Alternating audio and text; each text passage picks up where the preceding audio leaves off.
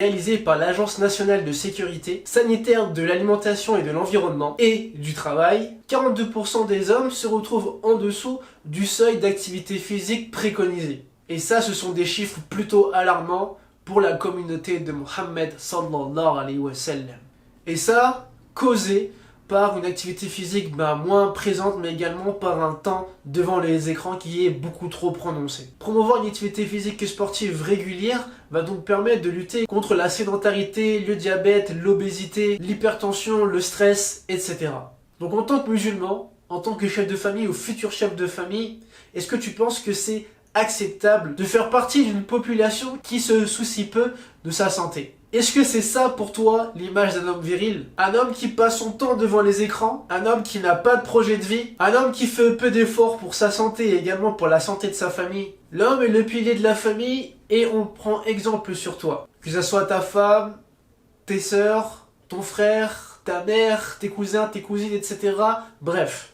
Et si toi-même tu ne prends pas soin de ta santé, quelle image donnes-tu à ton entourage? D'après l'ONAPS, on estime que 37% des enfants et 73% des adolescents de 11 à 17 ans n'atteignent pas les recommandations demandées en rapport avec l'activité physique et sportive qui est de 60 minutes par jour. Mais en plus de ça, donc on y ajoute du sport, c'est d'1 heure à 2 heures dans la semaine et ces jeunes ne l'atteignent toujours pas. À l'échelle mondiale, la France se positionne 119e sur 146 en termes d'activité physique. Tu trouves pas que c'est une catastrophe ça?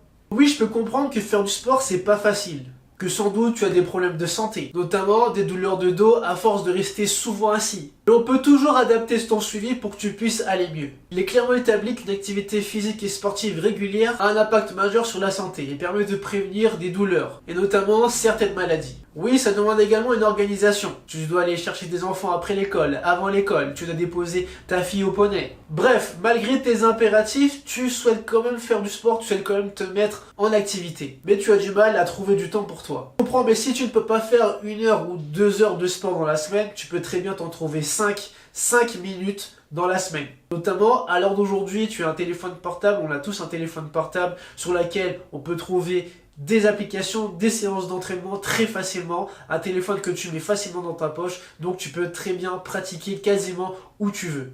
Mais je peux comprendre cette situation, mais le problème c'est que tu te dis, en fait que tu as la flemme. À la fin de ta journée, tu es fatigué, tu as envie de rien faire. Mais le problème, c'est comme tu fais rien, c'est à ce moment-là que ton corps se fatigue 2 fois plus. Donc tu penses pas que tu peux trouver quand même 5 minutes tous les jours pour faire un petit peu de sport? Donc au bout d'un moment, faut peut-être arrêter de se trouver des excuses. Et je peux comprendre que tu n'aimes pas faire du sport, mais tu sais qu'avec l'âge, ta masse osseuse diminue, tes os deviennent plus fragiles et plus fins, ce qui peut t'amener à avoir des fractures. Et lorsque tu as une activité physique sportive régulière, tu vas avoir une épaisseur de tes os qui vont se manifester. Ils seront plus élastiques et vont développer également des fonctions d'amortisseur, qui vont donc réduire le risque de fracture. Il te suffit donc de trouver un sport dans lequel tu vas pouvoir t'épanouir. Tout simplement. Et tu vas également me dire, mais oui, mais tout ça, ça a un coût. Mais dépenser de l'argent dans le dernier téléphone, dans les baskets à la mode, ou encore dans le restaurant, le fast-food de ton quartier, ça aussi, ça a un coût. Et pourtant, je pense pas que ça te dérange autant.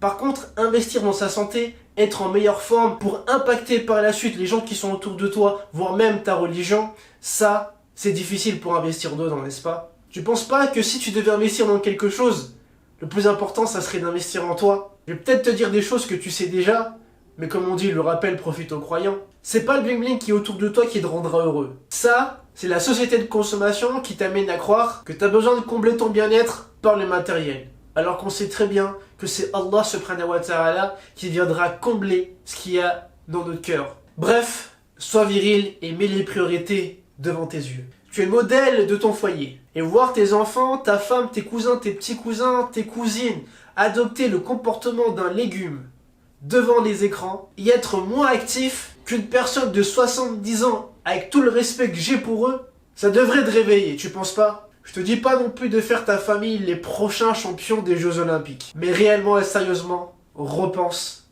à ton mode de vie. Tu penses pas que tout musulman a pour obligation de prendre soin de son corps, de sa santé? Car ce sont tous les deux des dépôts d'Allah subhanahu wa ta'ala qu'on devra, le jour du jugement, lui restituer. Et Allah subhanahu wa ta'ala a dit dans la sourate 24 Verset 24, traduction rapprochée. Le jour où leur langue, leurs mains et leurs pieds témoigneront contre eux de ce qu'ils faisaient. Et les versets en ce sens sont nombreux. Lorsque tu es face à des actions qui dépendent que d'Allah, alors tu n'as aucun pouvoir dessus. Par contre, prendre soin de ta santé, tu peux faire les causes. Et tu n'as pas d'excuse pour ça. Une fois de plus, je te dis pas de devenir un champion, mais de changer ton mode de vie. Les compagnons, qu'Allah subhanahu wa ta'ala les agrée, ils faisaient des kilomètres pour aller chercher un seul hadith. Et pour certains, prendre des baskets, prendre leur sac de sport, pour juste aller faire que 30 minutes, c'est déjà trop dur. C'est donc à ça que ressemblent aujourd'hui les hommes virils de notre communauté. Après tout ça, j'espère que ça t'a fait réaliser certaines choses et que tu es prêt à te bouger. Mais je vais être honnête avec toi, c'est pas en te disant c'est bon maintenant je vais me prendre en main. Pour qu'au bout de 1 à 2 semaines, tu retombes dans tes travers. Le but c'est pas d'être motivé parce que la motivation diminue. Le but c'est d'être en accord avec toi-même pour que tu puisses changer tes modes de vie et t'inscrire sur du long terme. Le but c'est d'avoir une nouvelle façon de vivre.